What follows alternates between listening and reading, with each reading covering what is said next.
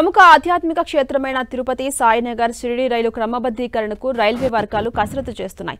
వచ్చే డిసెంబర్ నాటికి దీన్ని పట్టాలెక్కించేందుకు ప్రయత్నిస్తున్నట్టుగా సంబంధించిన అధికారులు పేర్కొన్నారు. ఈ రైలుకు ఉన్న డిమాండ్ అంతా ఇంతా కాదు. ఈ స్పెషల్ రైలు తిరుపతిలో ఆదివారం బయలుదేరి నెల్లూరు, ఒంగోలు, గుంటూరు మీదుగా షిరిడి వెళ్తుంది.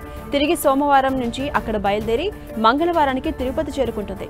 భక్తులకు ఎంతో అనువైన ఈ రైలును రెగ్యులర్ చేయాలని ముఖ్యమంత్రి చంద్రబాబు జూన్ 2న కేంద్రానికి లేఖ రాశారు. స్పందించిన రైల్వే శాఖ క్రమబద్ధీకరణకు ఆమోదముద్ర వేసింది. ఇదే విషయాన్ని కేంద్ర రైల్వే శాఖ మంత్రి ముఖ్యమంత్రి చంద్రబాబుకు లేఖ ద్వారా తెలియజేశారు. గత ఏడాది Indian railway time table conference సమావేశంలో దీనిపై చర్చించారు. ఈ రైలును వారానికోసారి లేదా 2 సార్లు షెడ్యూల్ చేసేందుకు కసరత్తు చేస్తున్నట్టుగా రైల్వే వర్గాలు చెబుతున్నాయి. ఇక అన్ని అనుకున్నట్టు జరిగితే ఈ ఏడాది చివరిలోగా ఈ ప్రక్రియ పూర్తయ్యే అవకాశం ఉంది. ప్రత్యేక రైలు అంటే తత్కాల్ ఫేర్ ఉంటుంది. టైం పీరియడ్ ప్రకారం నడుపుతారు. ఎప్పుడైనా రద్దు చేసే అవకాశం ఉంటుంది. అంతేకాకుండా రెగ్యులర్ రైలు ఇందుకు భిన్నంగా నడుస్తూ ఉంటాయి. 3 ఏళ్ల క్రితం తిరుపతి సాయినగర్ షిరిడి మధ్య ప్రత్యేక రైలు నడిపి మధ్యలో కొంతకాలం ఆపేశారు. మళ్లీ ఇప్పుడు నడుపుతున్నారు. దీన్ని క్రమబద్ధీకరిస్తే గుంటూరు, బాపట్ల, పల్నాడు జిల్లాల వారికి ఎంతో ఉపయోగకరంగా ఉంటుంది. ప్రభుత్వ సెలవుల జాబితాలో మహర్షి వాల్మీకి జయంతిని పరిమితం చేయబడ్డ సెలవుల జాబితాలో చేర్చింది యూపీ సర్కార్. మహర్షి వాల్మీకి జయంతి సందర్భంగా ఉత్తరప్రదేశ్లోని యోగి ఆదిత్యనాథ్ ప్రభుత్వం అక్టోబర్ 7న ప్రభుత్వ సెలవు దినంగా ప్రకటించింది. ఈ మేరకు రాష్ట్ర సిబ్బంది శాఖ అధికారిక ఉత్తర్వులు జారీ చేసింది. వాల్మీకి జయంతిని పరిమిత సెలవు దినం వర్గం నుంచి తొలగించి ప్రభుత్వ సెలవు దినంగా ప్రకటించింది. రేపు మహర్షి వాల్మీకి జయంతి సందర్భంగా రాష్ట్రంలో ప్రభుత్వ సెలవు దినంగా ఉంటుందని ఉత్తర్వుల్లో పేర్కొంది.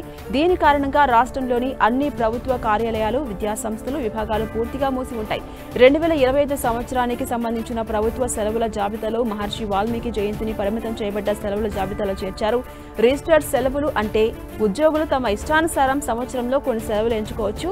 ఈ సెలవు దినం నెగోషియబుల్ ఇన్స్ట్రుమెంట్స్ చట్టం 1881కి లోబడి ఉండదని ఆర్డర్ స్పష్టం చేస్తోంది. అంటే ఇది ప్రభుత్వ సెలవు దినం అయినప్పటికీ ఇది సాధారణంగా బ్యాంకులు, ఆర్థిక సంస్థలకు తప్పనిసరి సెలవుల వర్గంలోకి రాదు. దీనికోసం కేంద్ర ప్రభుత్వం ప్రత్యేక నోటిఫికేషన్ జారీ చేస్తుంది.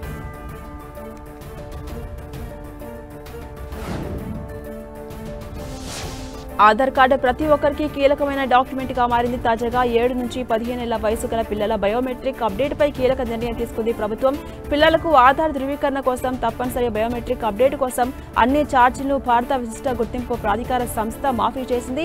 ఈ చర్య దాదాపు 6 కోట్ల మంది పిల్లలకు ప్రయోజనం చేకూర్చే అవకాశం ఉందని అధికారులు తెలిపారు. ఎంబీఓ ఛార్జీల మాఫీ 1 సంవత్సరం పాటు అమల్లో ఉంటుందని అధికారులు చెబుతున్నారు. పిల్లలకి 5 సంవత్సరాల వయసు వచ్చినప్పుడు ఆధార్లో వేలిముద్రలు, ఫోటోగ్రాఫ్ను తప్పనిసరిగా అప్డేట్ చేయడం అవసరం. ఒక పిల్లవాడు తన 2వ ఎంబీయూ కోసం 15 సంవత్సరాల వయసు వచ్చిన తర్వాత తన బయోమెట్రిక్స్ ను మరోసారి అప్డేట్ చేసుకోవాలి. మొదటి, 2వ ఎంబీయూలు సాధారణంగా పిల్లల వయసు వరుసగా 5 నుంచి 7, 15 నుంచి 17 సంవత్సరాల మధ్య ఉన్నప్పుడు నిర్వహిస్తారు. ఈ వయసు వరకు బయోమెట్రిక్ అప్గ్రేడ్స్ ను ఎటువంటి ఖర్చు లేకుండా చేయవచ్చు. ఆ తర్వాత ఎంబీయూకి ₹125 చొప్పున నిర్ణయించిన రుసుము వసూలు చేస్తారు. ఈ నిర్ణయంతో ఎంబీయూ ఇప్పుడు 5 నుంచి 17 సంవత్సరాల వయసు గల పిల్లలందరికీ ఫ్రీగా రాబోతుంది. బయోమెట్రిక్స్ తో కూడిన ఆధార్ కలిగి ఉండడం వల్ల పాఠశాల అడ్మిషన్స్, ప్రవేశ పరీక్షలకు నమోదు చేసుకోవడం వంటి సేవలను పొందే ప్రక్రియ పూర్తిగా సులభతరమవుతుంది.